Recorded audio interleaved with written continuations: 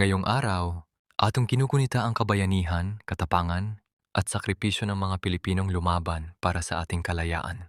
Ang araw ng kagitingan ay hindi lamang pag-alala sa nakaraan, ito ay paalala ng di matitinag na diwa ng pagiging makabayan na patuloy na nabubuhay sa bawat Pilipino.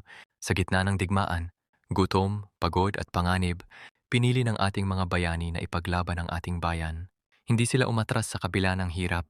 Ipinakita nila ang tunay na kahulugan ng tapang, danggal at pagmamahal sa Pilipinas. Ang kanilang sakripisyo ay naging daan upang makamtan natin ang kalayaan na tinatamasa natin ngayon.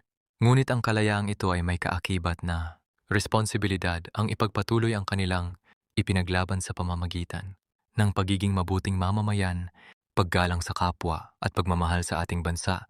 Sa bawat watawat na ating iwinawagayway, naway maalala natin ang kanilang dugo at pawis na nagbigay buhay sa ating kalayaan. Sa bawat hakbang na ating tinatahak, naway dala natin ang kanilang tapang at determinasyon. Sa bawat pagkakataon, ipakita natin na ang diwa ng kagitingan ay buhay sa ating mga puso. Hindi nasusukat ang kabayanihan sa laki ng ginawa, kundi sa puso at layuning ipinaglaban. Sa simpleng paraan, pagiging tapat, matulungin, at makabayan na ipagpapatuloy natin ang kanilang legasiya. Saludo kami sa inyong kabayanihan. Hindi kayo malilimutan, mabuhay ang mga bayani. Mabuhay ang sambayan ng Pilipino. Mabuhay ang Pilipinas.